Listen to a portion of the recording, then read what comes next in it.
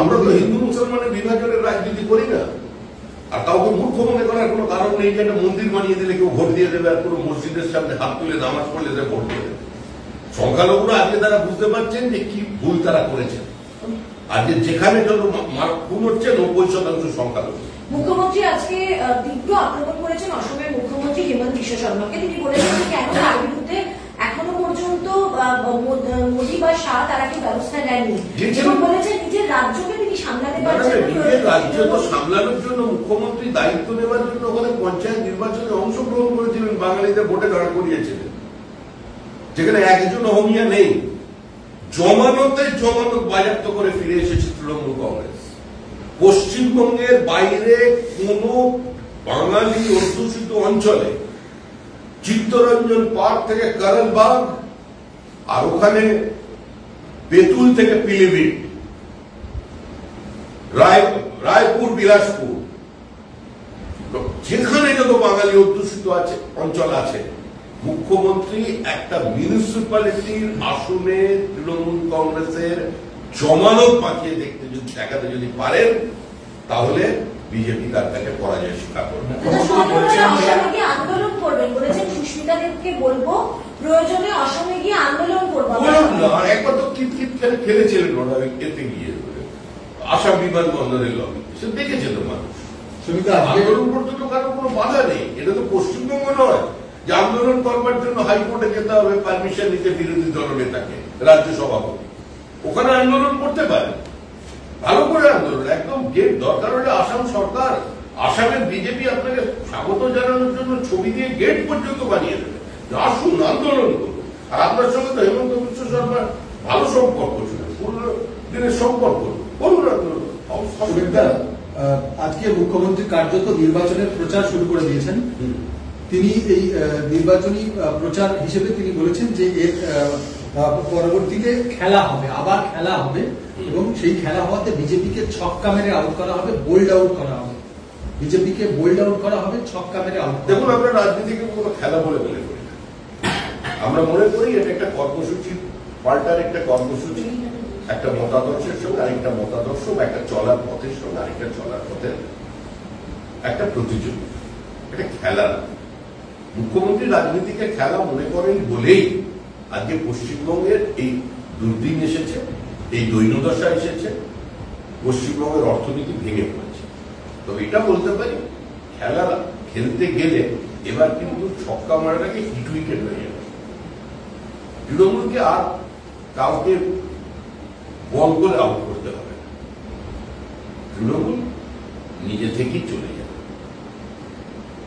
দাদা, অভিষেক ব্যানার্জি আজকে বলেছেন কি আগে যেভাবে বাংলা ভাষাকে আপনারা বাংলা ভাষীদেরকে আক্রমণ করা হচ্ছে, পার্লামেন্টে আগে 10 বার তারা বাংলা বলতেন, এখন 100 বার এসে পার্লামেন্টে তারা বাংলা ভাষায় কথা বলতেন। তো আনন্দের কথা, একজন বাঙালি হিসেবে আমি তো আনন্দ পাবো। সবাই বাংলা ভাষা কথা বলে, প্রত্যেকটা বাঙালি আনন্দ পাবে। বাংলায় বলবেন, কে বাধা দিয়েছে? ওনাদের মুর্শিদাবাদ থেকে কে নির্বাচিত হয়েছে? বহরমপুর থেকে, না বহরমপুর থেকে ইউসুফ পাঠান, উনিও বাংলায় বলবেন, ভালো লাগবে আমাদের শুনতে। কীর্তি আজাদ বাংলায় বলবেন, সত্যব্রত সিনহা বাংলায় বক্তৃতা বলবেন, আমাদের শুনতে ভালো লাগবে। মুখ্যমন্ত্রী বলেছেন যে এর আগের বার আমি স্লোগান দিয়েছিলাম বদল চাই, বদলা নয়। এবার আমি বলছি জব্দ হোক, তথ্য হোক। এই জব উনি বলেছেন। দেখুন, মুখ্যমন্ত্রী ছন্দবদ্ধতা নিয়ে আমার কোনো বক্তব্য।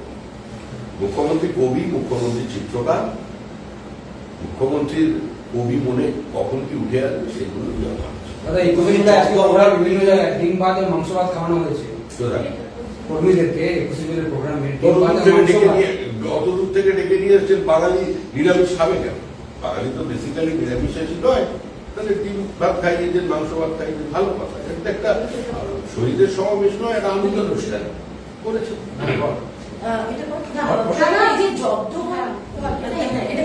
দাদা, এই যে মমতা বন্দ্যোপাধ্যায় জব্দ করার কথা বলছেন, এটা কি একটা থ্রেট মনে করছেন? মমতা বন্দ্যোপাধ্যায় বলছেন, আগের বার বলেছিলেন তৃণমূলের রাজনীতিটাই তো থ্রেটের রাজনীতি।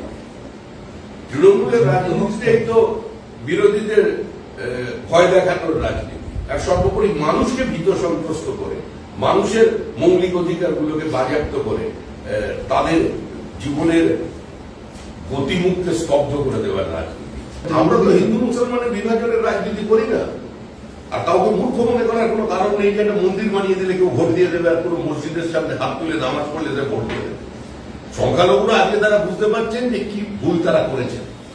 আজকে যেখানে যত খুন হচ্ছে 90% সংখ্যালঘু। মুখ্যমন্ত্রী আজকে তীব্র আক্রমণ করেছেন অসমের মুখ্যমন্ত্রী হেমন্ত বিশ্ব শর্মাকে। তিনি বলেছেন কেন তার বিরুদ্ধে এখনো পর্যন্ত মোদী বা শাহ তারা কি ব্যবস্থা নেননি এবং বলেছেন নিজের রাজ্যকে তিনি সামলাতে পারছেন। নিজের রাজ্য তো সামলানোর জন্য মুখ্যমন্ত্রী দায়িত্ব নেওয়ার জন্য ওখানে পঞ্চায়েত নির্বাচনে অংশগ্রহণ করেছিলেন, বাঙালিদের ভোটে দাঁড় করিয়েছিলেন, যেখানে একজন অহমিয়া নেই। জমানত বাজেয়াপ্ত করে ফিরে এসেছে তৃণমূল কংগ্রেস। পশ্চিমবঙ্গের বাইরে কোন বাঙালি অধ্যুষিত অঞ্চলে চিত্তরঞ্জন পার্ক থেকে করলবাগ আর ওখানে বেতুল থেকে পিলিভিট,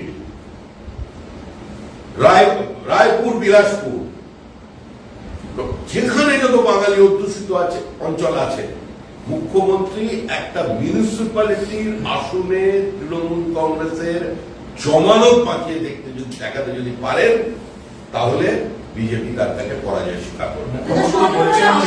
আন্দোলন করবেন বলেছেন। সুস্মিতা দেবকে বলবো প্রয়োজনে অসমে গিয়ে আন্দোলন করবো।